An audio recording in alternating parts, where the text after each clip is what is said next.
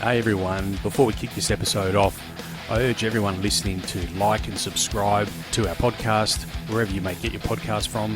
So if you listen to us on iTunes, please give us a 5-star rating, or also subscribe to us on Spotify. And I urge all of our listeners to head to our website, and you can get more than just our podcast from there. We have news stories all the time there. We have feature articles there. So head to tnpmedia.au. That's tnpmedia.au. All right, without further ado, we'll get stuck into the podcast.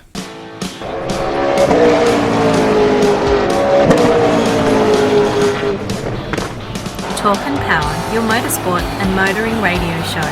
Now on 88.5 FM, The Valley Comes Alive.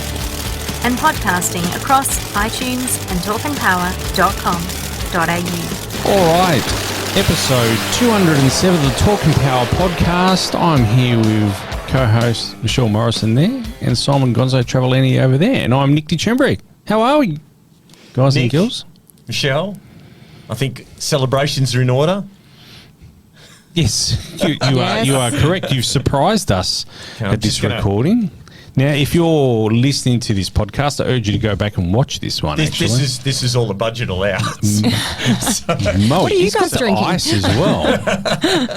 So Nick, if you'd like to tell everyone while I. So, in a recent, I don't know if you call it survey, but I just checked our ratings, and we have ranked recently, very recently, number 3 in motorsport podcast for Australia. Number 3. Now, for those of you that aren't into marketing, I'm going to explain why that is incredible and so important and worth celebrating. I'm trying not to make Pop it. mess here. All right. I hope no one loses an eye. Oh, you had to shake it a bit first. No, because then we'll have to pay for cleanup. This was expensive enough. All right. We'll have to overlay a pop in there. Pop there. Decent pop. All right, so the reason that this is so important, I'm multitasking here, which apparently... You're nervous. It looks like you got the shakes on there. No, I just always have the shakes. Oh, okay. Okay. Thank you.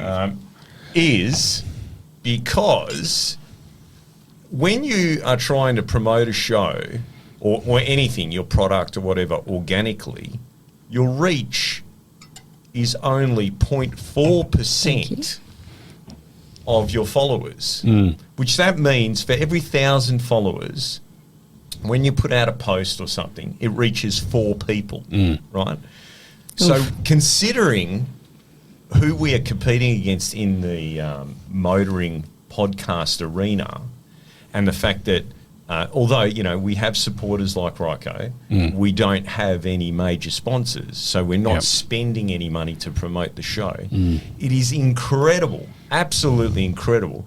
And I just want to thank all of you, including Nick, including Todd and Johnny, and just say congratulations, guys. Cheers. Congratulations. Thank you. And thank you, Simon and Michelle. It's greatly appreciated. We have to have a sip, don't we? You have to before you put it down, or else it's bad luck. So I think that is a huge achievement. It is a huge achievement.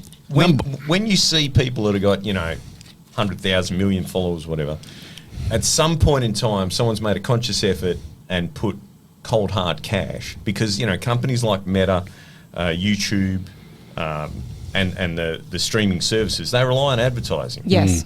And the only way you get your reach is if you spend. It's a pay to play, much like our sport. Pay to I know that all too well. It's a pay to play environment. So it is incredible that we have achieved that, and I believe that we're all responsible for this, because we put the effort in every 2 weeks to be here and make it happen, and all of us, including Johnny, including Todd, we all do our little bit here and there, and make appearances in at shows and so on. So congratulations, and most of all, I just want to shout out to all the people that listen to us, that download us, and follow us on social media. This wouldn't be possible if it wasn't for you guys. So round of applause to. Thank you very much. Thank you, Simon. And I'll add to that, number 1, coming in number 1, I don't want to tout other podcasts, but I don't really care, Nick. But No, I think it should be really mentioned because reputable podcasts. So some big number names. one was Auto Action, so Bruce Williams and Andrew Clark and Melinda Price. They came in at number one. Number two was Aaron Noonan, a big fan of Aaron Noonan. I want to get him on the podcast one day. V8 Sleuth. But in all fairness, can you imagine how many tens, if not hundreds of thousands of dollars that those podcasts spend on promotion?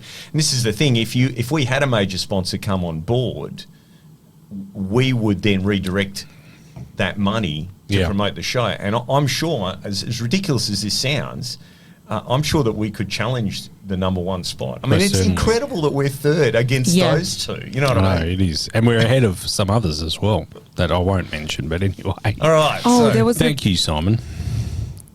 we were ahead of some big names. Big names, huge names. Yeah. But we won't mention those. All right, names. moving Well, on. out of good taste, but you know where to find it if you want the information. Moving on. What's been happening, Simon? Anyway, I got here on the rundown. What's been happening in your world? I received a one-match suspension for my political views at the last podcast. No, you didn't. You did not. 38 minutes of my life gone. Anyway, no, I had a tooth go really bad. It actually looked like I'd had a stroke. My whole face was... And I couldn't make it, and I endured the pain. And then on the Friday after, I said to my lovely wife, Nicole, I need to get this pulled out because we had Nicholas's birthday party on the Sunday. That's right, yeah. So got it yanked out on Friday, feeling a lot better now. And as I showed earlier on in the show, Nicholas got what all 7-year-olds should get, his own 32 Ford hot rod, half scale of course, for his birthday present. So he and I have been hard at it, making pedal assemblies and firewalls and engine mounts and brakes. So he's learning about hydraulic systems and. I absolutely love that. That's awesome. And It's so awesome. It looks so cool. You've certainly set the bar high for me with Luna turning 7 in I will 11 say months. this. I will say this, right? Be careful when you buy parts because I bought some little shock absorbers. I built these cute little chrome shock absorbers because it's got a traditional drop beam axle with a transverse leaf, which I'm sure you spotted straight away being an altered girl. And I thought, that'll look so cool, some little chrome shockies, right? So they arrived today and I was all excited because they came as a coilover and I want to take the coil spring off. Pulled it apart and it's a piece of tube with a rod in it. Right, and you know what I'm like? I'm like, I can't put them on like that. So I'm actually hand making some shockies. Yeah. I just couldn't. Anyway, so be aware. And if you decide to do it, anyone out there decides to do it, KP Junior Rodders are the guys to get your body chassis. He can supply you you'll find him on Facebook, KP Junior Rodders. You can get it as a roller, you can get it as just a body and build everything yourself. You can buy individually, buy the axle, the beam, you can go double A-arm, whatever. Really cool. Great to see the kids learning. Yeah. That you don't just go and buy a car. And I love that you're working on it with him. Yeah. It's That is cool. It is so cool. It's good that you can do that, and it's good that your children have that desire and interest and also ability too, because not all kids, no matter what, they might not have that ability to do that either. Yeah. Well, You know what I mean? he did his first TIG weld on the weekend. Oh, There you go. that that is was so pretty cool. So, I'm going to be 50 this year, Simon, and I wouldn't have had a TIG weld. so on that note, we had a quick discussion about junior dragsters. So the plan is the next project will be a junior. And I'm going to talk to them, and I'm going to share with you later on the company that makes the T-bucket bodies. Yes.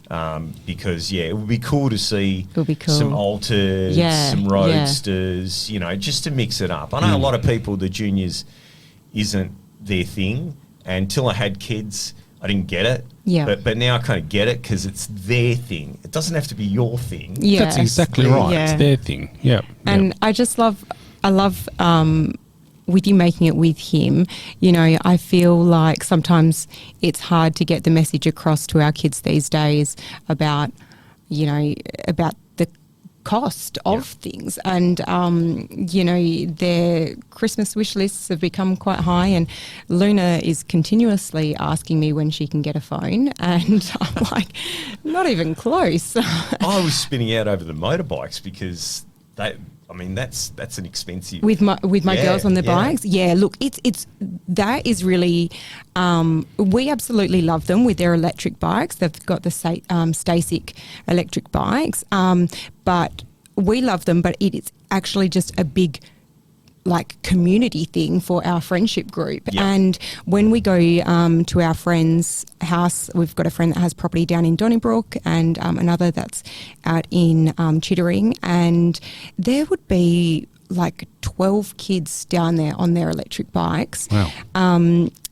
Down in Donnybrook, actually. So my friend Phil, he's got a company called Dirtworks, and he does earth moving, but he has a bit of a knack for motorbike tracks. And so he had a motorbike track built solely for the electric bikes, and then had some bigger tracks built for the motorbikes and some older kids and adults as well.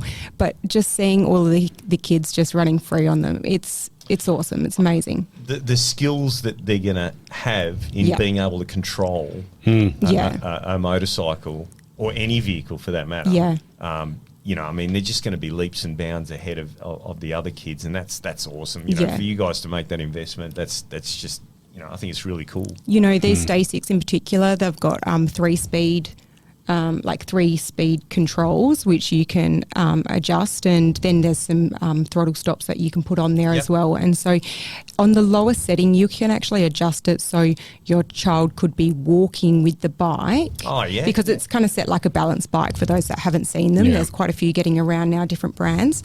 But you can set it that slow that they're walking with it while on the throttle. But then, they do understand the dangers of that. And so as they're going faster, and so their concentration to you when you're trying to teach them and educate them on how to be safe on the bike. And it's priceless, honestly. It's going to prepare them immensely for junior dragsters, but driving as well. I just think it's going to be great. They're going to want junior bikes. Cleo is definitely going to be junior bikes. She is motorbike obsessed. So Nick, tell us, how did the source go? Source went really well. The XW didn't contravene or interrupt the production. I'm happy to report. So many people come up and ask me, what are we going to do? Have you What are you moved going to it? do? Do you need it moved? What can we help? What can we Get do? some shed space offered. Yes, so I did actually. I did. Did you use the bonnet as a... No. Yeah, get the tablecloth there. The only downfall was the engine and the guards and the bumpers all had to stay outside for the weekend, but that's all right. No, it wasn't a problem. But No. we got it done. 300 bottles. Wow. That's 20. huge. Yeah, 20 crates. So it was a decent effort actually. So yeah, all done. Anyway, I've got another year now, so I shouldn't use that year. I really need to get motivated now and get that car finished. So. Yes, so that's all done. Now, let me give you a top up there, Nick. No, you go. And how did you go in the end getting your tomatoes with the tomato shortage? Yes, so we found a grower. Lee was her name. She's in Carabooda, and she was awesome to deal with, on time, and got all the tomatoes we needed from her. Oh, good. So she was awesome. That'll get him drunk. It would actually. Cheap date, I don't drink. As people that know me know that I don't drink a hell of a lot, so that will get me. Already, I'm a little bit like, ooh, yeah. It's going to be a good show tonight. All right, let's talk Super Bowl. I didn't catch the Super Bowl. I know that the Sea Eagles, Philadelphia Eagles. I don't think they're the Sea Eagles, but whatever. The Philadelphia Eagles won. I do believe that this is a landmark event for Australia, because this is the first time an Australian has been in a winning team on the Super Bowl. Ah, okay. Was this the boy is he from Kalamunda? No, I don't this know, is a he's big- from big guy. he's from Sydney, I think. Oh. So Jared Malata or May Something like yeah. that. Big guy, and he's playing in defence. So normally they get AFL kickers to kick the ball. So they come out, they kick the ball, they go home. That's pretty much what Pretty much. But this guy's an actual, he's a big boy. Oh, he's huge. Yeah, yeah. Um, Massive. So yeah, no, congratulations to him and his family on winning the Super Bowl. It was great to see. Did you see the boos and the jeers when what's his name? Kelsey got what Travis is it? I don't know if Kelce. it's called sacked. No, that's Mahomes that got sacked. But when the quarterback gets sacked, I don't know, Benched. whatever. No, it's not sacked as in you can tell we're a motorsport podcast. Yeah. You can tell I don't watch it. Does that mean that they got tackled? I think they weren't able to get their pass away. Okay. But I know that Taylor yeah. Swift's boyfriend Yes. got And so then they piled on top. yeah. Yeah, Yeah, okay. so was he on the winning team? Or the No, losing on the team? No, losing he's team. on the- He was on the winning. good. That is so good. He was on the winning team last year. So The Chiefs. anyway, yeah, the Chiefs, I know that Kansas far. City Chiefs. Yeah, they were going for their third and unlucky guys. Yeah, yes, you know. But I did catch the ads from the Super Bowl because every year we cover the ads from the Super Bowl, the car ads, that is, not all the ads, but the car ads, and I absolutely loved them. I thought this year's lineup, the Dodge Ram truck lineup, was pretty cool.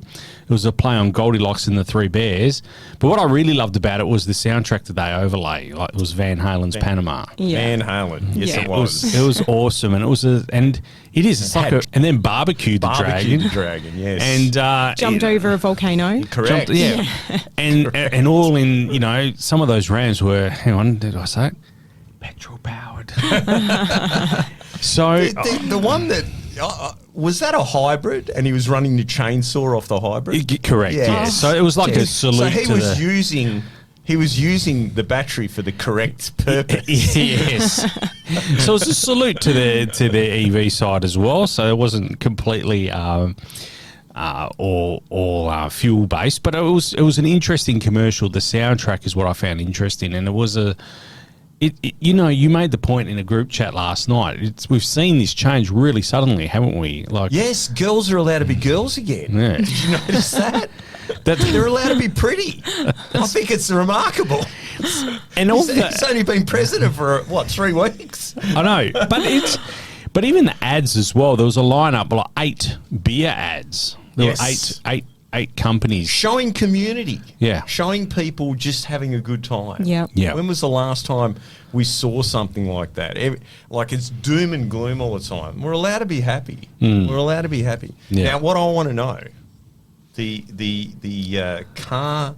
I think it was for car floor mats or Yeah, so something. WeatherTech. I wasn't sure. WeatherTech is always WeatherTech. perceived as a weather station, but that's actually not. Their car mats and boot mat accessories. Oh, okay. So this makes sense now because, I know She we doesn't spoke about care. it in our group chat. No, but I was. No, not you. The lady in the. Oh, the she car. doesn't care when she care. drops her tea Yeah. and her Yeah. and her biscuits. But That's right. Now, do you think that the choice of a 1963 presidential edition Continental?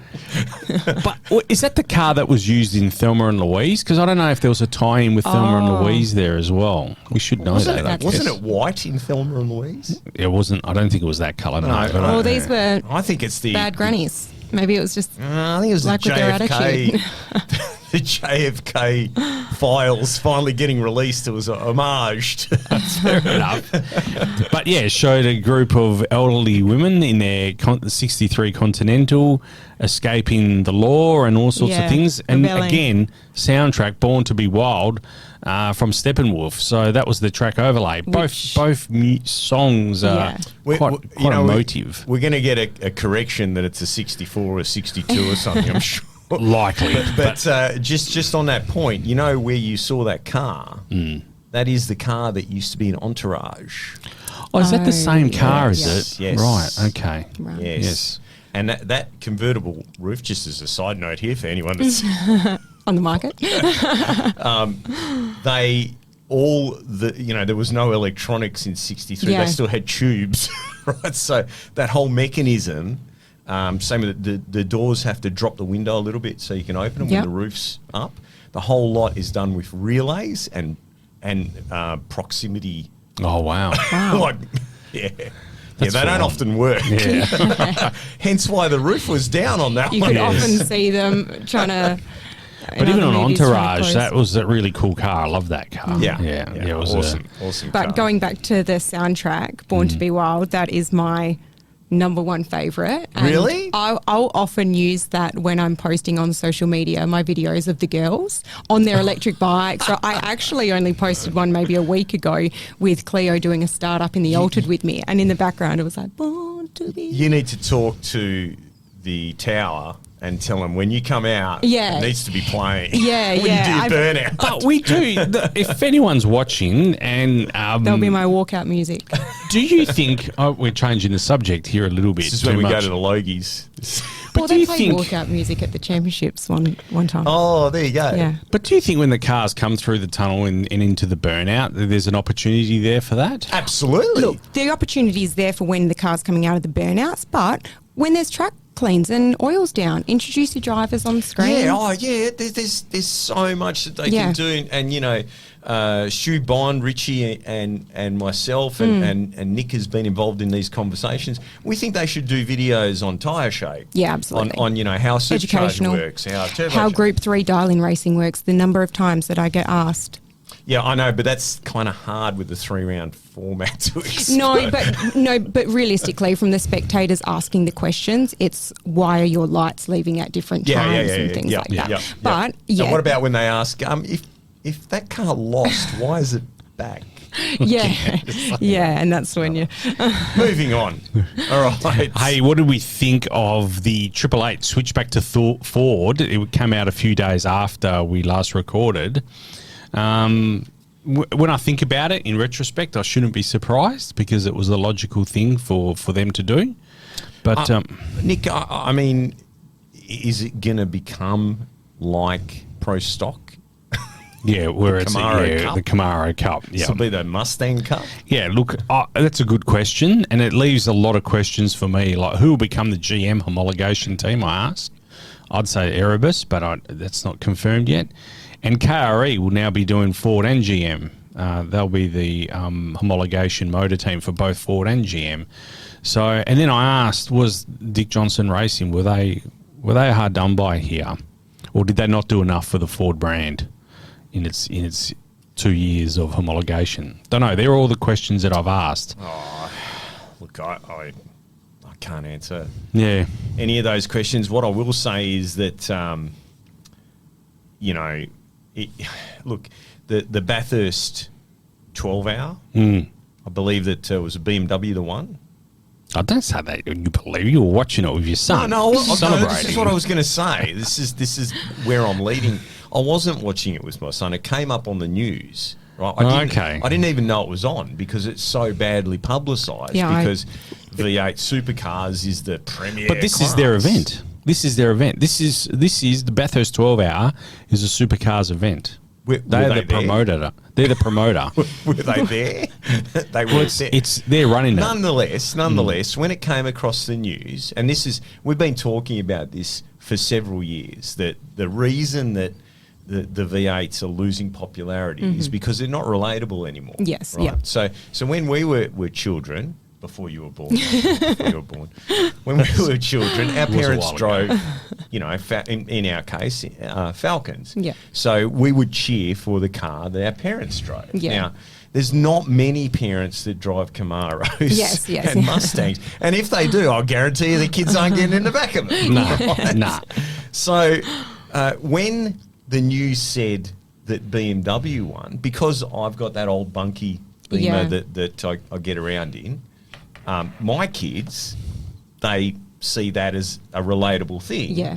And Nicholas got up and cheered and went, BMW, you know, because that's what Dad's got. Yeah. You know? And this is the thing, we should never have gone down this road to protect the local industry, because now the local industry doesn't exist anymore. And we don't have a motor racing series. We have kids that are playing simulators instead of watching the real thing Yeah. because, you know, they don't have that link. So I think that they, and I've said this before, and I'm going to keep on banging this drum, they need to get rid of the V8 supercars and follow that, production car type racing, build that up so that it's going to take a few years, but eventually, as, kids, my kids' age, 7, 5, 6, your kids' age, if we gave them 5 years of exposure to this, right, we're going to see a change where they're going to be going, we're going to go to barbecue, or whatever it's called now. What's it called? Carco. We're going to go to Carco and watch the Nissan X-Trail? Yeah, whatever it is. GT3. Yeah, it's definitely right. Like my girls, they will spot a car when we're driving that who's someone else. Look, that's like Daddy's car. That's like Nanny's car. That's car's the same as yours. Their recollection to just, and the reason why they feel like they need to mention it every time, but they know just relate to that. They relate to it, exactly. Yeah. It was interesting. The one thing I was a bit disappointed with the Bathurst 12 Hour was mainly a GT3 race. There was only 3 or 2 GT4 cars, and I think for the success of the Bathurst 12 Hour, we need to start getting some more GT4 cars in there. The speed difference between the two. No, I think if you're gonna, you need to have relatable cars in there. Well, I would argue GT4 is more relatable than a GT3 car, because the GT4 at least has the standard floor.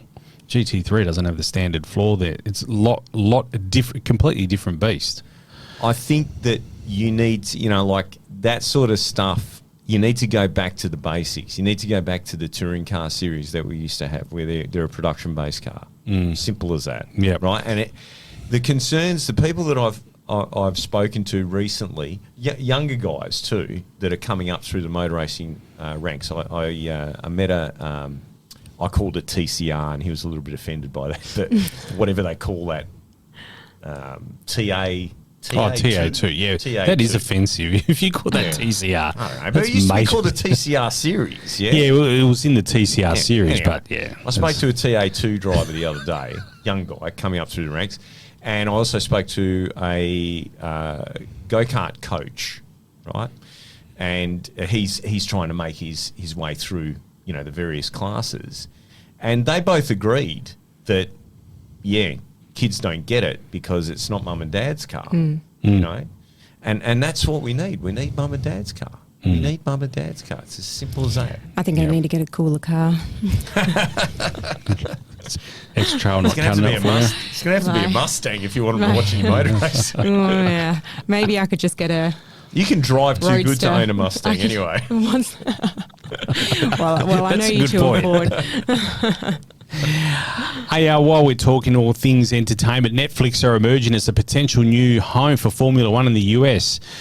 Bidding process is underway at the moment, and it looks likely that they will take over the broadcast in the US only in 2026. So that's going to be really interesting. I think their drive to survive has bolstered their position in the eyes of Formula One in the US. So that we'll watch where that goes. I'm really curious to see where Formula One goes in the next few years in terms of the Netflix relationship. And I think for Netflix in itself, this will potentially be a big move for them, because currently they don't have any series that have regular event payments. They've done specials with wrestling and boxing. That they've had live with wrestling, boxing, but not regular season coverage. Actually, was it really boxing? Oh, you're talking about the Mike Tyson. Yeah, you're talking about it. Yeah, but they have dipped their toe. They're doing a little bit of NFL now as well. Yeah. So is that... Actually, this is probably a good question.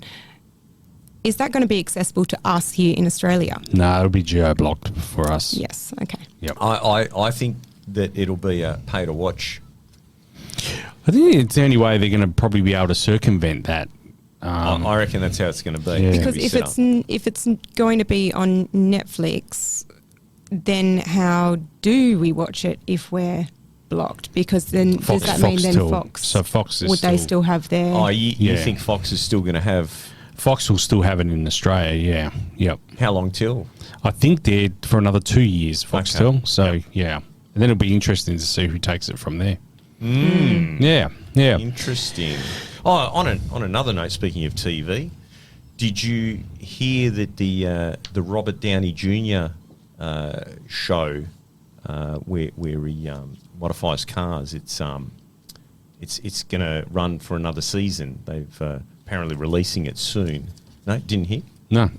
So in line with the Trump administration, presidential orders or whatever they call it, they're changing the name of the show. It's going to be called Rich Jews Destroying Classic Cars. I thought you were serious. I thought that was going somewhere, actually. Is it even being renewed? I don't even know what to take. That's ruined so many cars. It's just terrible. And they're going to have to all be petrol burning this time around. No electrics. Anyway. I thought they were so there. I thought they were on a serious note then. We should have known better. I know. I should have seen that coming. PDRC was up and running again this weekend, and alongside of the Regional Sportsman Championship from the Bend. What's PDRC? So Pro Drag Racing Championship. So that is a spot or a championship for pro alcohol. I'm glad you asked it. For pro alcohol, pro mod, pro stock, and pro bike. Oh, have these guys broken away? No, they're still under NDRC. Right. Yeah, still under NDRC.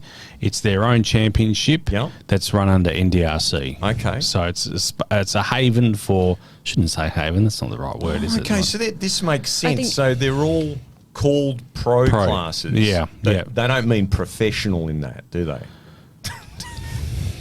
Come on, Carl Cox is one of them. I think it's time to... you've already finished your glass of champagne. Andrew's son, come on. Carl Cox, all these guys, great guys. Daniel Reed's in there. What are you saying? Great guys in the pro mod deal, but ultimately, look, it's great that you brought this up, Nick, because in the last couple of weeks, I have had my fair share of turbo car owner discussions and people banging on about pro mod coming here, right? And the reason this has been brought up is because there's been this loophole that got opened up a few years ago in the rules, and it's pertaining to turbo cars, certain classes of turbo cars, and boost restrictions. So before, there was a boost limit of 40 PSI. Now, if you look at an Andrew rulebook, and I challenge anyone to jump online and check this out, and you go to the classes in Group 2, this is only a Group 2 thing, and there are these crazy formulas with, 0.043, blah, blah, blah, blah. And you multiply the size of your engine by these numbers, and there's a different number for each type of blower. And that tells you your maximum overdrive that you're allowed to run. The reason that these formulas exist is that they will typically give you between 36 and 42 PSI boost, regardless of your engine size and regardless of your supercharger. The reason that they were able to do that is they've worked out the swept volume of the supercharger. Oh, yeah. Right? So it's a ratio. It's a ratio, Yep. right? Okay, so the turbo cars don't have this. They can run as much boost as they want, right? And we know that you can run deep into the 550s with 288mm turbos because we see pro mod cars do it in the US, not the real pro mod, the NHRA pro mod, right? And they have a boost limit. They have like a 36-pound boost limit, but they can still go 550s, right? We have no boost limit here. So my argument is, well, we had a 40 PSI limit, which I think is too high. I think 36 is the number. We use the NHRA model. But that got removed. And no one knows why it got removed, but it got removed. It's still there for two classes. It's there for RR and RR, but it's not there for the V8 classes, right? And as the pushback, a few of these turbo guy owners have said, we need to have Pro Mod over here, right? Now, Pro Mod, if you don't know this already, Pro Mod, as it's run by the PDRC, not the NHRA, is a fixed index class. Yeah, 585, isn't it? 585, right? So if you run quicker than 585, you are effectively a breakout. You are disqualified, right? So I don't understand how that's going to make, how that's going to change anything over here. I haven't seen any of these. I'm not saying that the turbo cars, I mean, in America, they can run 550s with a 36-pound boost limit at more weight than we run with the same 88mm limitation. But I haven't seen anyone over here run a 5 yet. I'm not saying it can't be done, right? But I haven't seen anyone do it. So I don't understand why bringing another version of Top Sportsman or Supercharged Outlaws over here, I don't get it. Now, as far as the class is coming together quite well over East, but it is a Group 3 or Group 4, really, class. It's not a real class. It's not a heads-up, proper, whoever gets to the finish line first type class. And it's also very, very restricted now because Campese came out and ran a 550, right, and went like nearly 280 mile an hour. That was in the Mustang, wasn't it? Correct, Yeah. right? It was 3 years ago. It was a while ago. Right? And the IHRA immediately imposed speed limits and restrictions, and basically if you break those, something serious will happen. I can't remember if there was a fine or there was some, because it is a hazard. Having a door car going nearly 300 mile an hour is, you got to stop that thing at some stage or another, you know what I mean? Eighth mile's not as big a deal because you've got a lot more braking area, and you're going to get to like 225. We've seen Mark Mickey go, right? I think that might be some sort of a record in the eighth. And that's not 270, 280 mile an hour. So I do like the class. I think it looks good. The optics, which is the latest buzzword now, the optics are great. But is it a serious drag racing class? No, it's not. It's not. And no one should take it as a serious class. It's not door slammer. It's not top fuel. And it's not top alcohol. Look, I guess at the end of the day, it's another category. If they've got the numbers over East to be running it like that, I just don't believe that we've got the numbers in Perth to be running a separate class now. A lot of these cars could run in door slammer. Yeah. Right? Now. Yeah, absolutely. These are names that we've seen. The argument they would put forward, like if we rang up Andrew Sutton right now and said, "Hey, dude, why aren't you running door slammer?" He's going to say, "Well, I can go 70s pretty comfortably, but I can't race with Zap in the 50s." And that is because they didn't put weight on the 5-speed lockup cars, right? And we are about to see this unfold before our very eyes because Zap now has a 5-speed lockup. Are you supposed to be saying this information? I'm sure that the whole of the top door slammer community knows that. And what did we see? We saw 568, just like, basically straight out of the box. Now, how long's it going to be before we see a 540 out of that car? When the air's right and the track's right? Yeah. And secret sauce is right. The secret sauce. And then all the people that have been saying, "Oh, but it's not fair. It's not fair. I spent 150 grand. I should be allowed to go faster." What are they going to do then? Are they going to say, "Oh, Zap shouldn't be allowed to have those cylinder heads," or "He shouldn't be allowed to have a different camshaft"? Let's standardise. Let's make it like the V8 supercars. No, as soon as you said standardise, Homologation engine. Homologation, Brad Anderson. Anyway, let's get back to the results from the PDRC and Regional Sportsman Championship from the Bends. So congratulations to Andrew Sutton. We mentioned him before. He took the win. Interesting results there. So both of those guys, Carl Cox and Andrew, both went well under 585. So did Carl red light? Yeah, Carl red lit. Yeah, yep. So, look, big fan of what they're doing. I'm not trying to bag it out. I'm just calling it for what it is. You know what I mean? It is a Group 4 fixed index class. Fair enough.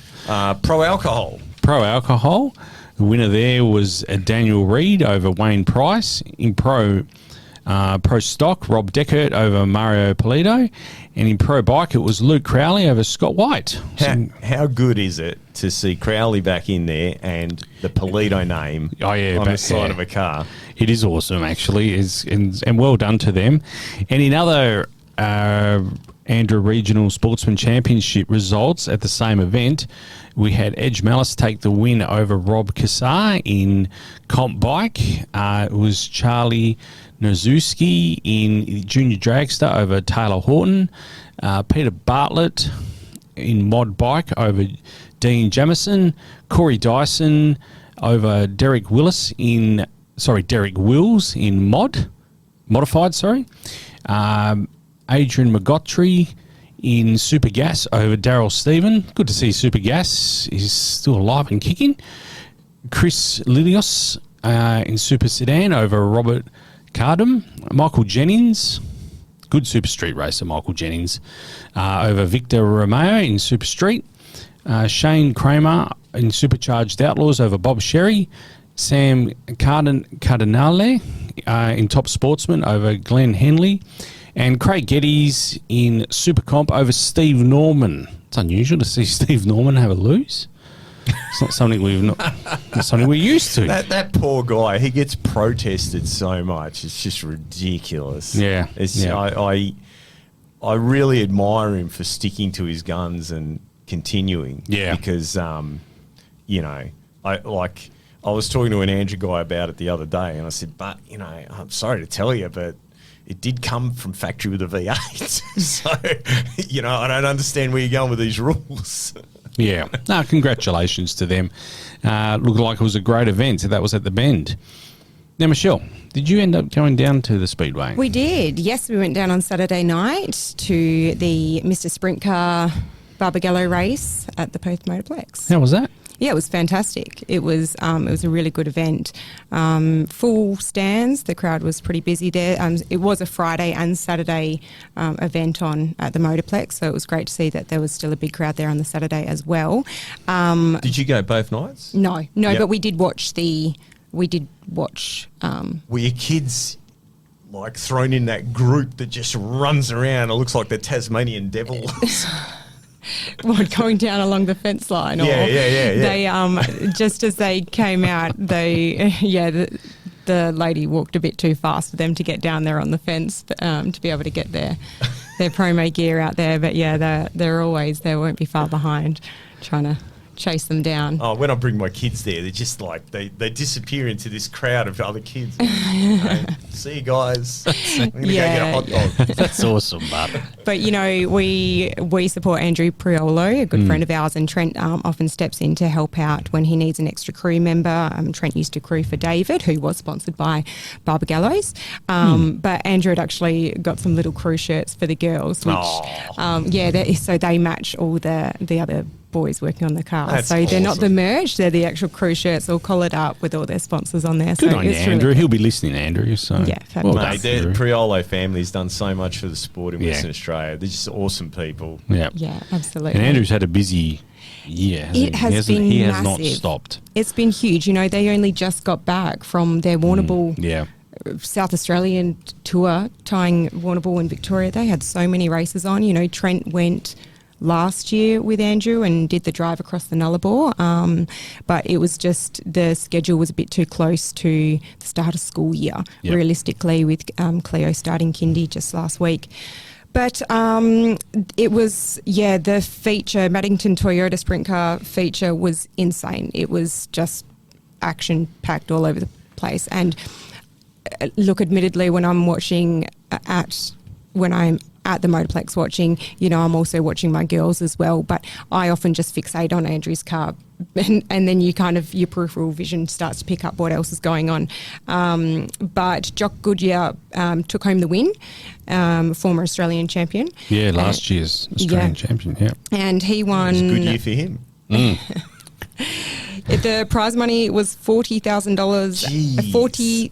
Wasn't it 47,503 or something like that? $40,077, and that 77 was just a nod to Alf Barbagallo's racing number. Okay. Right, Yeah. right, there you go. But the amount of times I overheard people saying, "What's a 77 for? What's a 77?" It reminded me of the block bidder that often just randomly throws a number in, but knew there was a connection there somewhere. I wonder if he did that when he bought into the NDRC. Give me $20. $20.15. Yeah. Wrong bidder, but but James McFadden, he finished in second place, which was impressive. He actually started in 13th position. Wow, what a drive. So crept his way up there, and Kerry Matson finished in third. There was a few, well, I guess the racing, it took a bit to get up and going because there was a few incidents that were red lights. We had Dane Kinshot, he spun out and right amongst so many other drivers. It was quite amazing to see that many of them were able to slow down or steer their way out to avoid being tangled up in that. And then there was another red light after a collision between Dylan Menz, Brad Mayolo and Taylor Milling. And Dylan Menz, his sprint car actually caught on fire, and it was quite a significant blaze that ended up, the methanol definitely grabbed a light there. Was it the tail tank that got split? Or No, it looked like it was, the flame was under the car more, so I'd say that it was more fuel line that had come off. But yeah, because just by seeing where the fire was, but yeah, it took them, I mean, I think to distinguish the methanol fires, and especially when they can be a bit invisible as well. Yeah. There was definitely a lot of the fireys were definitely on the job, but it seemed like to actually get it out. At least they don't have to clean the track. Yeah, just hose it down afterwards. We've seen a bit of a spate of track delays. Like Murray Bridge a week ago for the Australian Championship was delayed immensely on the Friday night, where they couldn't get the feature done. Yeah, so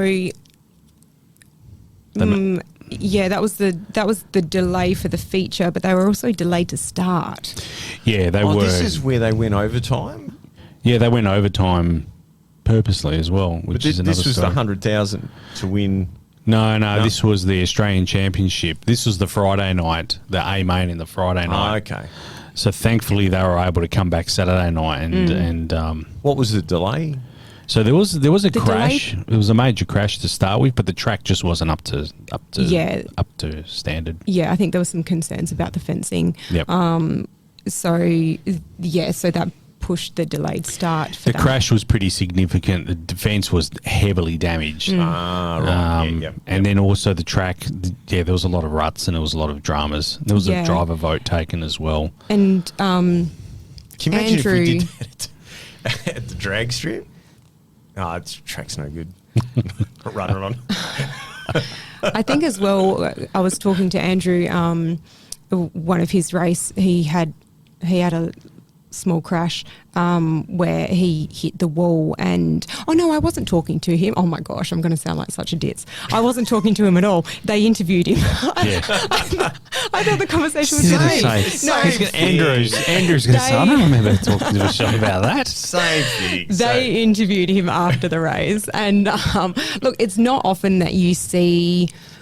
There's a lot of emotion that goes into racing, and I felt like Andrew's composure was really good with how he responded with the interviewer's questions, and he simply said that he was following the cars in front of him because he couldn't see, and then the sun was just directly in his eyesight, and so he's following the other cars in front of him, and he thought he had some space and just nipped the wall that sent him over. But you could kind of see in his demeanour that like he wasn't too hard on himself about it. I think that's hard for me to say. He's probably going to be like, yes, I was. But like, when you know that you're at fault and you've done something, you've cost it. Like for us as racers, you can be really hard on yourself. And then when it's something that's out of your hands and it's like, I really did the best I could out of that situation. But it wasn't easy racing conditions for them in Murray Bridge. No. But yeah, this sprint car series, it's continuous. They've got a midweek race on Wednesday, this and then Wednesday, back at the Motorplex again. Yeah. But look, I also thought I'd mention Daniel Harding. He was actually leading the race. He was leading the race for quite a few laps, and he had quite a significant gap ahead, and then he had to pull in with a flat tyre, only 10 laps to go. Yeah, right. Like, when you see that happen, it's just like, particularly being that there was so many reds beforehand that they could have changed it if it was spotted earlier. But Bruce Russell flash photos, there's some fantastic shots on his Facebook page of some of the carnage from the event. But there's a you know, how do you say, it's amazing when someone's been in danger and the car's being ruined, but of Dylan Menz, his sprint car being on fire there. You'll be able to see the size of the blaze with some photos. You know, I'd just like to add, all of the Priolos over the years, they've always managed to keep their composure regardless of, you know, and act very professionally. It's just something that's instilled into them from Pino, I guess. Yeah, it's like they go to like press release, public relations school and everything. They all speak so well. Very professional. It's funny you should say that, because I was going to mention something. So from the Murray Bridge race, there was a driver vote taken. I'm going to ask a question, because you guys race, I don't. Do you think it's appropriate that the driver vote is filmed? I have to say, what is the voting? The vote was for to continue during the night or to not race? It has always been standard, like, of where I've seen that play out, you know, in particular the ADRL, because they used to run on some sketchy tracks. You know, those things were running deep into the threes at over 200 mile an hour. They had no minimum weight on their version of Pro Mod. And if they'd get on a sketchy track and the drivers went to a vote, they would always film it.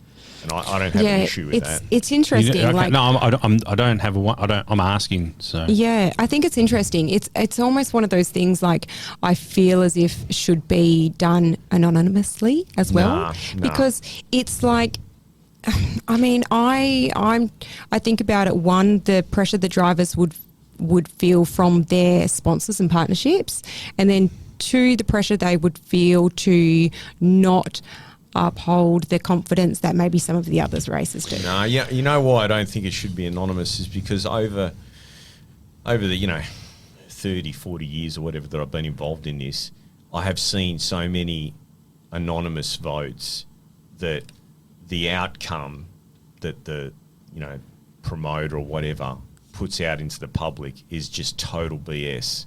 It was not what the racers vote. If you do it in front, this is why we don't have driver meetings, because if we had driver meetings and we wanted to voice our, you know, this is wrong, we need to fix this, you need to sweep the side of the track. You know, how many times have you seen, particularly altereds, and they get out near the wall and there's a rooster tail of sand? You're like, what the? You know what I mean? Yeah, it's a shame. Like, often I'll see Trent go to guide me back, and he'll point to one of the track staff. You know, there's something over there. You know, can you get this off? I think if you do it publicly and it's filmed and, you know, the whole lot, then it's a legit vote. It's a legit vote. If you do it in, you know, some clandestine way, you're never going to know what really happened. So there was 4 drivers that voted to not race, and there were 4 drivers that voted to continue to race. Yep. And there's, I don't know, 28 drivers there. But Andrew was right in the centre of the frame. It's like they framed it up with Andrew. He didn't vote one way or another. So there was, like, obviously time. 20 odd drivers that didn't vote one way or another, didn't mind. But he gave nothing away. I was like watching him, I was thinking, I wonder what way he's going to vote. And he gave nothing away. He couldn't tell. How did they make the call to can it?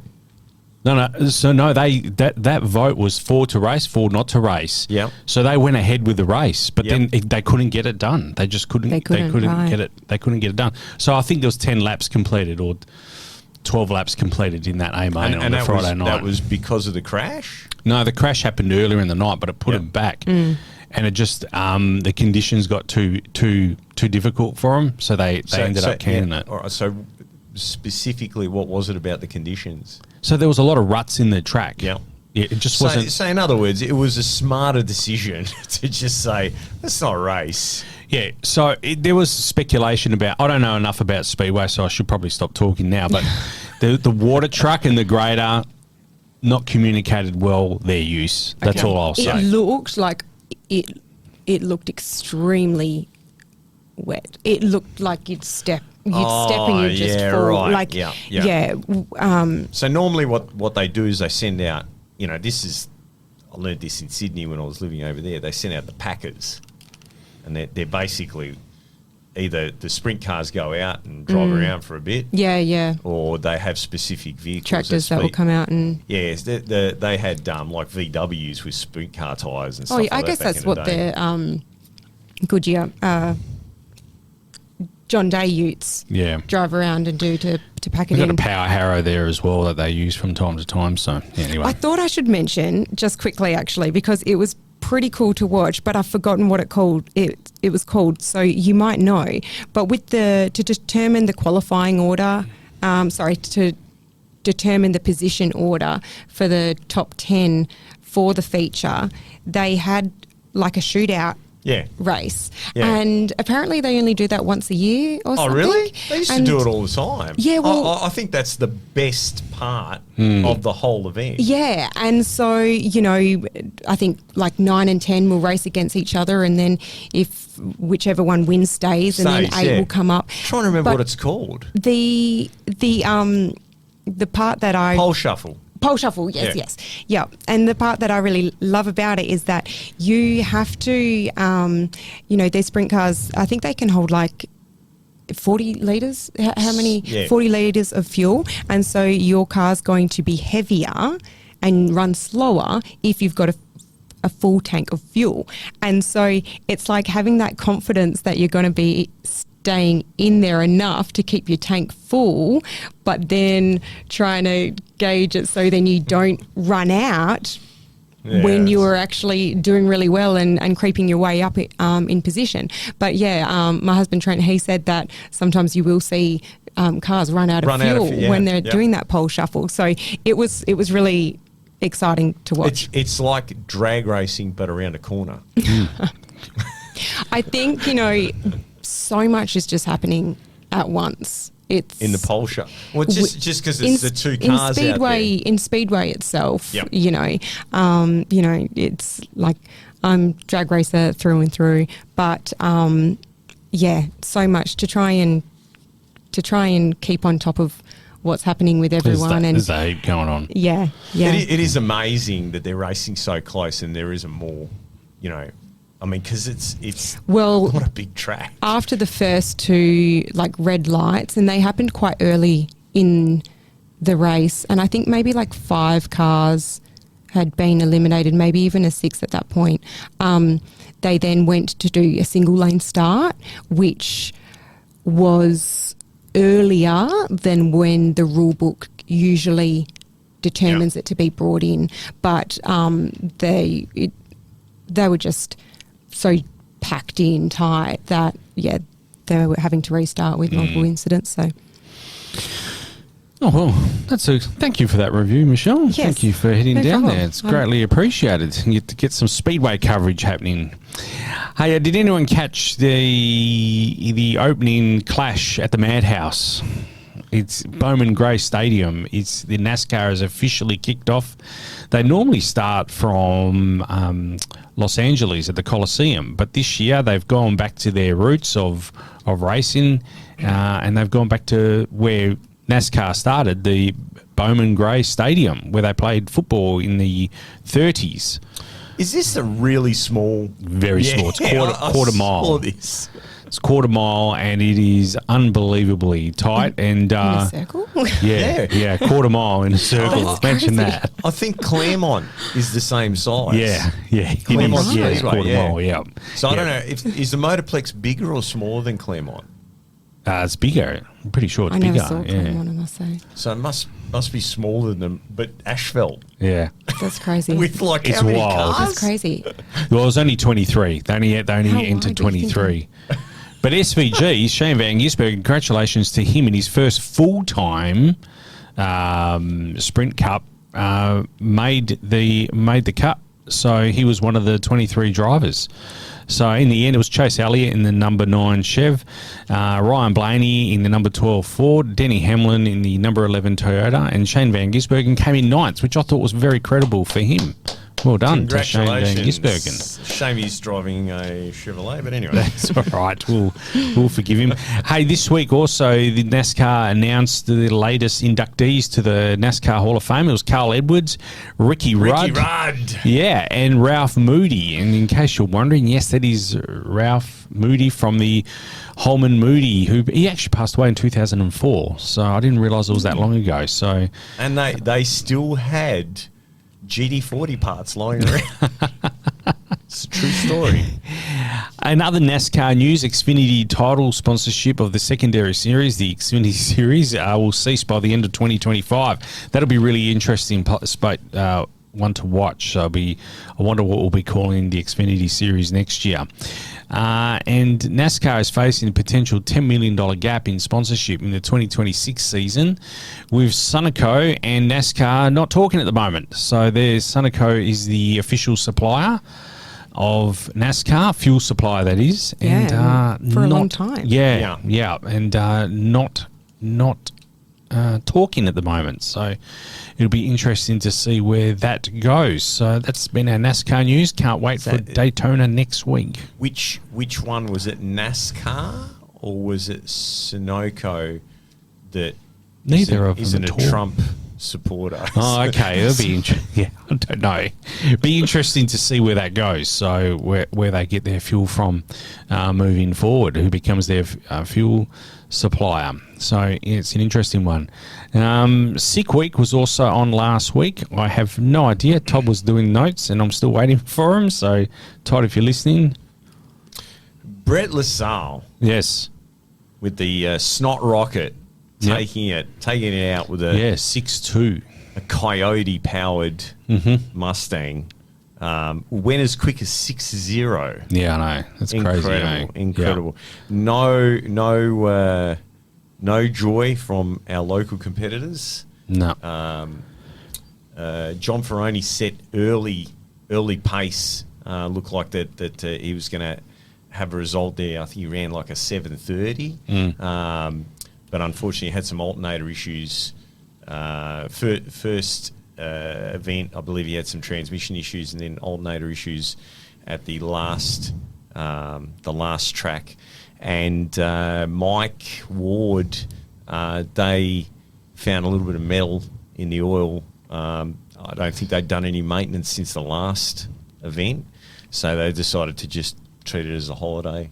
So, but I'm sure both of those guys will be back over at some stage or another to have a crack. They've both fared really well. Yep. And isn't it incredible that it's two West Australians out of all the Australians that go over there that have featured in the points, you know? Yeah, most certainly.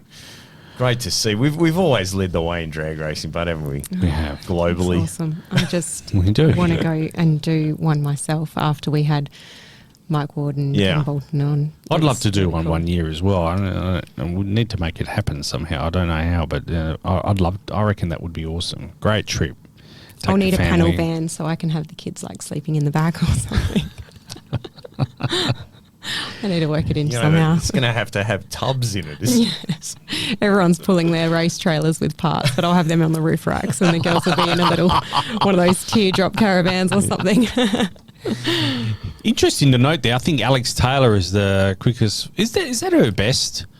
She's done it a few years now. I don't know if that's her quickest average. I think it is. Could be. So I don't think she's dipped into an average of 6. She's like Eddie Maguire now. She's Alex everywhere. She is on every bit of social media content. Congratulations to her. That car is not an easy car to drive, to be honest. She's also did some Bonneville or one of the speed events and set a class record, I believe. Yeah. So she's getting it done. Yeah, getting it it certainly done. is. All right. Well, that brings us. Did you guys catch any of the pro Shootout. Oh, yes. Yeah, I Yeah. did actually. Yes, I did see that. And I was about to ask, I haven't written the results. I only caught it late last night. That I can honestly say, have you ever seen Jed Kovlin crash before? It's the first time I've seen him crash. No. Yeah, crashed Jed Kovlin, which is really unusual. Troy, his brother, took the win in pro stock. Yeah, I was going to say that was the only way Troy was going to win. So maybe, I don't know, did Troy let a tyre down or something? It was there. So, and Brake line Well, cut or Corey Reed red lit Yes. against Coughlin Jr. Isn't it incredible how quick Corey's got on top of it? Like, what a legend. Because he was racing bikes 12 months ago. Yeah, well. actually, have you got the Through. results Yeah, there? If I've you got can- the results. Sorry, I didn't realise. No, that's okay. I wasn't sure whether we were going to be covering it. Yeah, or I just not. didn't get. I watched it, but I didn't get to put it in the notes. Yeah, no, that's okay. I caught a bit of qualifying on Friday, but then following along on social media for the results, and we'll probably track back and rewatch it. But in Top Fuel, we had Reed facing Josh Hart. That was just crazy that Yeah. out of all of those teams, those two guys ended Yeah. up in the final. Yeah, was like, I had to double check to make sure that I was reading the right part, to be honest there. But yeah, Corey Reed taking the win. He had the winning time of 3:69 at 3:30 mile per hour against Hart with a 3:72 with a 4. Sorry to interrupt you. What did they take off those cars? They took something off both of those cars for the final to break a record. But I wasn't quite sure. You know that plate that plate that goes in front of the rear wheel. Wasn't that they removed something from both cars? It was mutually agreed and ticked off by the to event try and run promoter. a speed record. Yeah. I don't think anyone. The Well- only one that really set the world on fire was Austin Prock. No, Well, I'm Antron talking Brown- about Top Fuel, and this was the final, and only the No, final. that's what I'm saying. I didn't Yeah. see that, but Because we've seen 340 well, last season from. They were loose, both those cars, but they were fairly loose. Antron Brown, he had a career best 3:64 with a 4 in Top Fuel at 322 mile per hour, and then Austin Prock had a 3:79 with a 1 at 3:31 mile per hour. Yeah, I think that was a funny car landmark. Yeah, Yeah, the funny car record got broken by Yeah. Austin Prock. Yes, Yeah. yes, I mean, definitely. it's not official because it's not an NHRA sanctioned event. No. But that is, as far as I know, the quickest. But the speeds were not like. Remember, Tasker went 3:41. None of them got anywhere near. Someone should correct me, but it's that those plates that go on the back of the I car. think they call them a canard. Yeah. Yeah, they were removed in an attempt to. I believe that they were removed. It's not. That doesn't work like that with nitro, man. yeah. Nitro Don't quote me on that. Loves load, right? You want to go faster with nitro? Don't put more quote me on volume that. in there. Don't quote me then. Yeah, we'll have to track back and something was see. missing from the cars to make. And Yeah. did they do it on the start line? No, I think it was done prior to Okay. the final. Anyway, someone write in Well, and You, tell we'll us. you'd, see you'd what's be happened there. crazy to do that because, you're going to turn that tyre into the air. There's no gain. There's no I gain. don't know. Something was taken off the cars. Anyway, I better stop Or talking. even Yeah. with the weight to play for that. Yeah, Who yeah. knows? Yeah. No, no. We will Stop talking. find I didn't know anything about that, but yeah.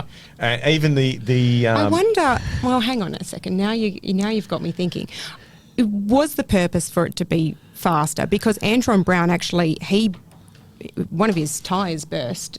Oh, really? In qualifying, he lost a tyre through one of his qualifying parts. It just exploded, really. So they ended up having to get out their spare, which was the championship-winning Yeah. dragster from last season, to be able to continue the event. So, yeah, that was on the Friday night qualifying. I wonder whether there was something that they thought might be faulty that these other teams were using. I'm not I don't talking know. anymore. No, Who I mean, knows? they're Every just word I going say. that fast Yeah. now. So the next step will have to be for them to go 8th mile because, the tyres, it's just, and like... Why does your mind go to reducing the size and not changing the tyre? Because I think we're at the limit of the tyre technology, and these, like when the track's really good, say an NHRA prep track, it peels the rubber off the tyre. It's so you've got God knows how many tons on that. I mean, they're like a triple element wing on those things, and then you got the canards in front of the tyres, and you've seen how much they arch the chassis. It's like they have to front half the cars halfway through the season by the rules because the metal fatigue so much. And did you see the like now they have to run a ballistic blanket around some of the diffs? No, I haven't seen that. Yeah, because Coletta had the crown wheel come out of the differential. So I feel like I did see something about that. I would love to see quarter mile top fuel again, but unless you're going to tell these guys the Hemi's out and we're putting LS's in, it's just not going to happen. You know what I mean? Because you put a restriction in, they just find a way around it. So that I'm not 100% sure on this, but because it's kind of like I've researched it many a time and it's very vague. But apparently the way the MSD works on these, there are part number MSD box that you got to run. Not in Australia. This is a US deal, and I don't know about Europe. And once it reaches a certain RPM, which I believe the number is 8,500 or 8,700 RPM, it takes 50 degrees of timing per second out of the engine. Okay. Right? Now, remember Brittany Force was just kicking everyone's top qualifying, top speed, like just kicking everyone's butt, right? We theorised that Dave Grubnick was like, well, like we normally run 60 degrees. How about we start with 70 degrees and then when it takes 50 out, we'll still have 20 more. You know what I mean? Like that's our Australian way of thinking. You know what I mean? Like figuring his way around, and that's what crew chiefs do. And that's I've heard it said. Where's Buck? He's a great ambassador for this line of thinking. Turn the scoreboards off because I can't tell the difference between a 6.0 and a 5.7 unless they're next to each other. And I doubt anyone in the crowd can. Yeah. We've been, we've just got like 75 years now. Well, in the early days, they didn't have the scoreboards, but say 50 years of the scoreboards, we probably need to turn them off. And then we can start going, maybe...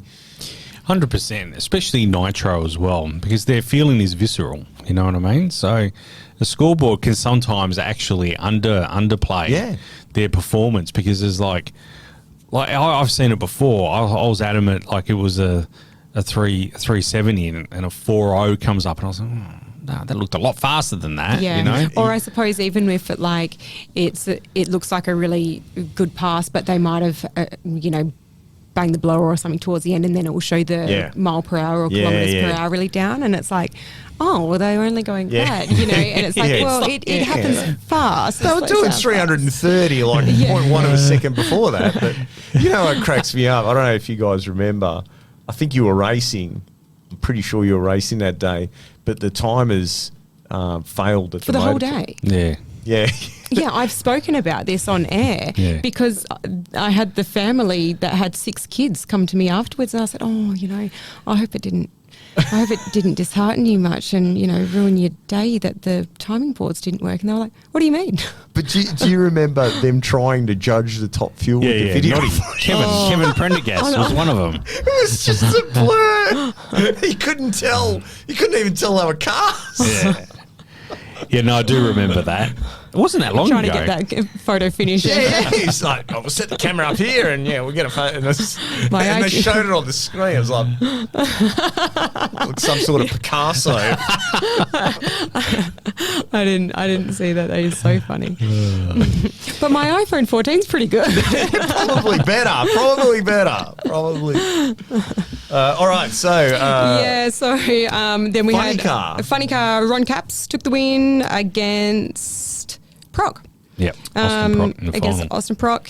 Ron had a 3.87 at 330 mile per hour against Proc's 24,003 second It pass. left like there was something wrong with it. Like they forgot to put half the leads on it or something.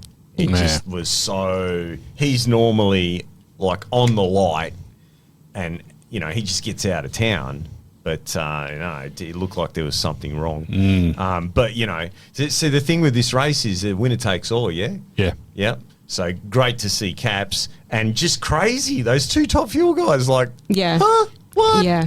You know, shows you that you have to be in it to win it type Yeah. deal, you know? And, you know, they were kind of promoting and marketing this event as, you know, it was the Superstar Shootout, and then they were kind of saying testing as well, which because I found that it was really interesting that they had 4 qualifying passes.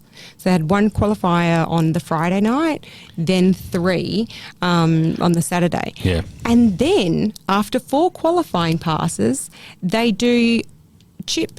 They do a chip, Chip draw. pool Yeah, for because qualifying position. Wes Buck is very much a fan of the Street Outlaws Yeah. hype and rivalry and, you know. Well, I mean, it pulled out some results that you wouldn't see in qualifying No. orders usually with Doug Coletta against Brittany Force and Justin and Ashley versus Sean Langdon straight from the draw. So Yeah. And you know, like the Coletta, the whole Coletta team, they just had such a terrible race meeting. Like, you know, they were he in had the... a good qualifier on Friday, didn't he? Yeah. I thought I saw a good one, and I was like, okay, you know, because he was certainly riding the wave last season with his highs and lows, and so I was like, all right, you know, looks like he's gonna. Yeah, but in the finals especially, that track looked cold. Like they were freezing out Right. there. So Well, it's. I I know didn't it's see- winter. I didn't see what It is time winter. it It was Florida. run. also, did you see the funny car versus Top Fuel race? No, No. I didn't see that. Yeah, that was like one of the features. So it was JR Todd against, oh God. Anyway, I couldn't even tell you who won, but it was just, you know, it's Wes Buck mixing it up, doing Yeah. some crazy stuff and trying to see what works and, you know, throwing a passer against the wall and seeing what sticks. What sticks? That's the interesting thing. Like NHRA does get a good leg up on the season, in my view. You know, by having these events that lead into. They're talking about it in their podcast. It's, Yeah. you know, they're treading very lightly, and you know, in our little private group, we're having a discussion about the IHRA. You know, the rise of the IHRA again. This will be very interesting to see how this season plays out. Is there enough top fuel cars to go around? Yeah. Right? Yeah. That's a big one. Are we going to see some people come back in like Larry Dixon? You know, I'm a big fan of Larry Dixon. Yeah. Devastated about all that controversy that happened. You know, I don't see how what happened with that ride car should have had any effect on anything else. I think it was just, you know, just sucks, that whole thing. Yep. But it'll be interesting to see. And Yeah. and I think that maybe there's a model there. If they can get it to work, maybe there's a model there for us, because, you know, we traditionally in Australia have always followed the American IHRA model in that, you know, top door slammer was a big thing like Pro Modified was for them. So if you go back to the original model that they had top fuel, no nitro funny car. They had top alcohol funny car limited to a 1471. They weren't allowed to run a screw blower. And they had Pro Modified and the 815 cubic inch, which they call mountain motor, Pro Stock. And that was their package. And under Bill Batter, it worked amazingly well. But I think he had a different mindset to most, not all. There's Donald Long and those guys that have the same mindset, promoters, where if the races do well, if they are promoted and bring the crowds in, then the sport will do well and I'll make money at the gate. Yeah, You know? yeah. And I think that's what's missing in this country at the moment. Yep. Now, how did Gary get it to work? Gary got it to work because he ran WA as if it was its own country. And he did get it to work. I mean, geez, how many times did we go down there? And if you didn't get in early enough, you weren't getting in. Yeah. You know? Yeah. So I think the Speedway has got their deal going, and they're very much doing that with the Sprint Car Championship. They're running it like as if WA is its own country, and it's been very successful. But I also believe that they've been very good at promoting the drivers. Yeah. And I think that they've got some great ambassadors like the Priolos that they're not scared to get out there and put their heart in the sleeve and you know, tell it how it is. Yeah. You know what I mean? Yeah. Definitely. Agreed. Anyway, well, look, that we've almost running out of time here. But anyway, we'll close the podcast off with what's coming up. The 12th of... So this Wednesday is the midweek Sprint Car Madness from the Perth Motorplex. Then this weekend, the 14th and the 15th of February, Valentine's Day, it's the Cricky Boys Shootout. Oh, yeah, must. You know, take your wives, I your have girlfriends. spent many Valentine's days at the at the Motorplex for the Speedway. I'm surprised that it's landed on a Saturday again. Is this like deliberate or You know what they should do? They should have like a tent there. We can buy a special ticket. roses? And They actually, you know, Andrews won on I think it was a midweek race that was on Valentine's Day, and they gave him a rose, and he was like, "Oh, thanks, I'll take this home to Monique because I haven't got anything." I was thinking more somewhere where you can take your wife for a nice dinner. Oh, You know, like you can table have service. Yeah. Like, you know, some really good food, you know, filet mignon and whatever, you know, some Well, you know, I can't pronounce it. they did have them big marquee set up in the pits with some of Alf Barbagallo's cars on display on the weekend, with then the big screen behind it. So I reckon just leave that up. Yeah, that's it. Get You know, some the tables cars for should two. be. You can't see the I'd imagine the racing. cars are taken You're home gonna be- you're now. gonna be able to No, you come just and- make sure that you're facing the screen, and then that that's then looking just Yeah, weird. it's not the same. You want to get that spray of mud as the cars come. You want to catch the tear-offs as they fly through the air. The following Sunday, the Sunday after that's a Northern Steel Sundowner at Joondalup Resort, so make sure you catch that. Then it's the big Western Nationals. We cannot wait for that. That's the Labor Day long weekend here in Western Australia, the 1st of March and the 2nd of March. Michelle, get down there to see Yep. Michelle racing. To bring home another Christmas tree. Yeah, Another let's see if I Christmas can tree. add to my growing forest with Trent's contribution of 2. Still making up for it. The Garbellini Morrison battle continues. We will see. We will Cannot see. You know, wait to see elimination that. rounds. I will be there, down there. Cannot wait for the Western Nationals and never missed it. So 7th is and Door Slammer? Is yes, it, yeah, and Top Fuel too. So we are we going to call it? Well, Are you call it. Well, you're Zap. You called it already on the You're group told chat. us. Zap. It's already Your been new called. national record, 54. Whoa, that's a big call for that time. Wow, 54. 54. Well, now Okay, you've go ruined on. the surprise for everyone. Depends what the air's going to be like. Yeah. I haven't looked Yeah, at the but look, forecast. like it's been really humid Yeah. and windy the last couple of races. Yeah, it has. So I wouldn't be surprised if we see many people go faster. Just crank that timing in. Then the 7th and 8th of March, it is the Australian Late Model Championship from the Motorplex. 12th of March is the Late Model Hump Day Hustle. Then on the 14th of March, it is the Late Model Nationals, the 14th and 15th. The 12th, that's a And- Wednesday night. Yeah, that's correct. Yep. And the Sprint Car Gold Cup on the 15th of March. 22nd of March is the Saturday Nitro Slam, Nitro Max with Top Door Slammer and Top Fuel Motorcycle. Is that a Summer Slam round? I think so. Yep. Yes. So that's Nitro Slam 2. Yes. And I believe that we've got some funny cars coming over from over east for that one. Oh, really? Yeah, from my understanding. Yep. Oh, should I let something slip? No. Who I? Yeah. You know. I know what you're I was about like, to oh, say. should I but put the it's pressure up to on? you. Who else? It's up to you. Maybe we should just question whether the beach bum will be there. Oh, the cat is back. We'll question Andrew it. Michelle I'm said not it, not saying me. anything. You know, I was thinking of it and then I remembered you were there. We'll see. We Anyway, will that's see. on the Saturday, this 22nd of March. Then the 6th of April is Max from Pinjarra. Cannot wait for that one there. Head down, support Richie and his crew down there for Max Pinjarra.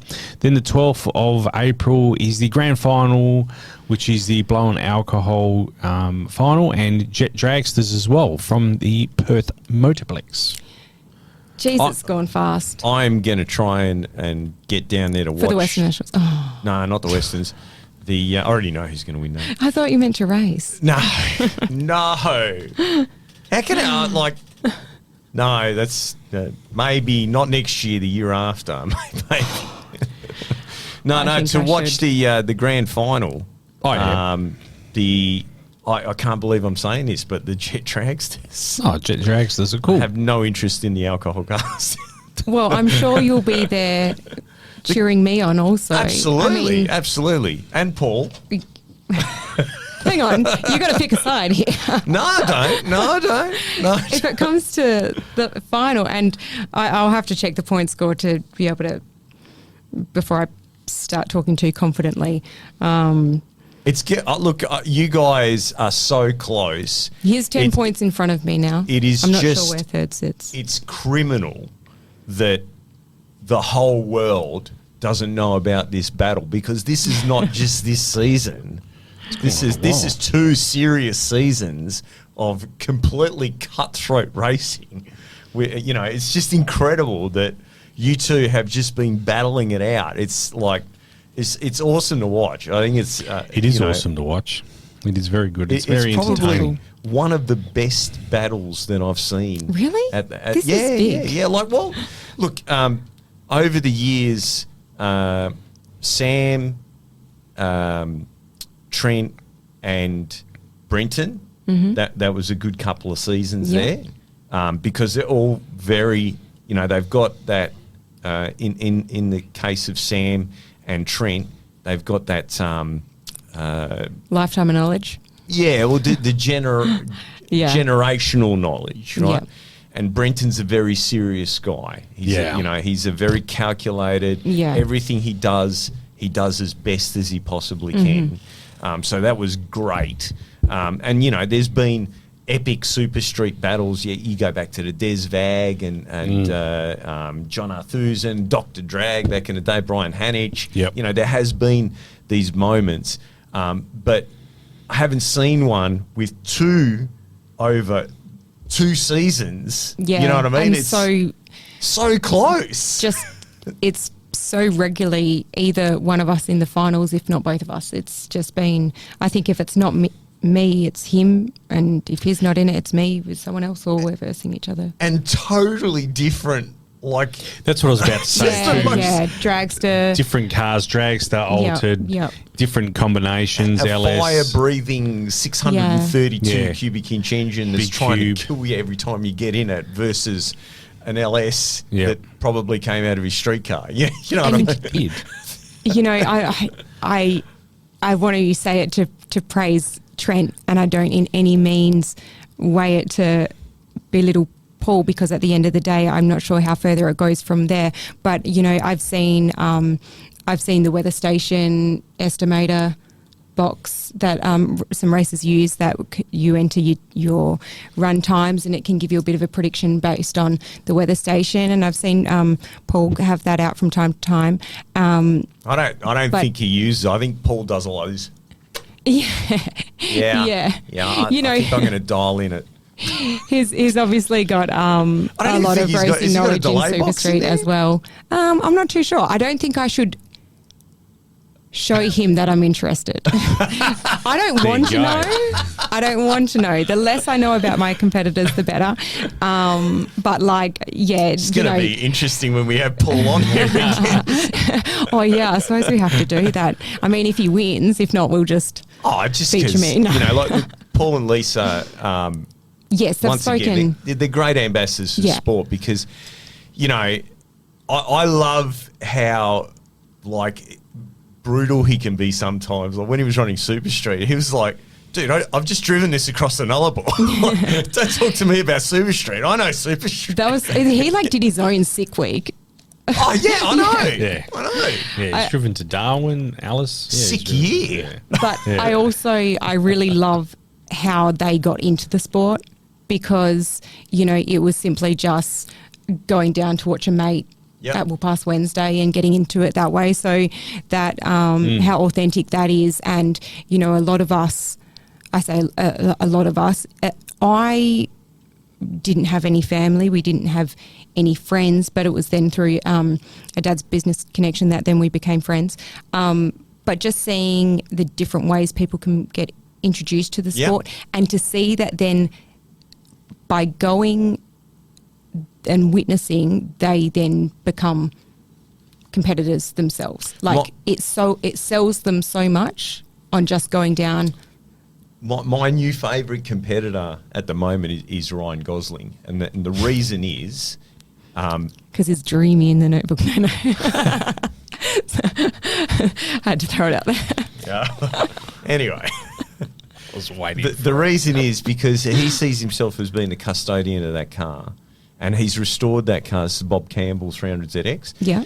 He's restored that car, and he's just done such a beautiful job of it. And to see that car and Rocco with the CMP car out there, and these two guys so passionate that when they were young, they saw these. I mean, I don't even know if Ryan was born when Bob was racing it. Probably not. He's relative, but he's so enthusiastic. It's times like that all the doom and gloom just disappear, because I think there's got to be more guys like that out there that can see what I see, what you see, you see. There has to be. It's like it's looking beyond the competition. But I mean, we get so caught up talking about, the track's terrible, and the 3-round form, and this and that, and we don't ever really give as much time as we should to the fact that it is an incredibly exciting sport. It's exciting to watch. It's exciting to participate in.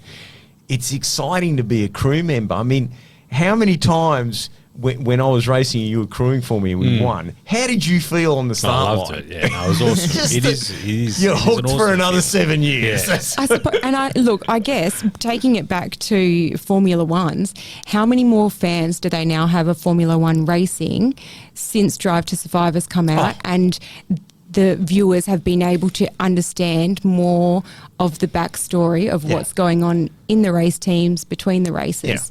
Yeah. There is entertainment beyond what's happening on track. See, if they did that with AFL, they'd have less fans. Anyway, on that bombshell. On that note, we're going to bring this one to an end. We'll see you before the Western National. Sorry, my apologies. So, we'll see you in a couple of weeks' time. Simon, yeah, fabulous. thank Another you. 2 weeks.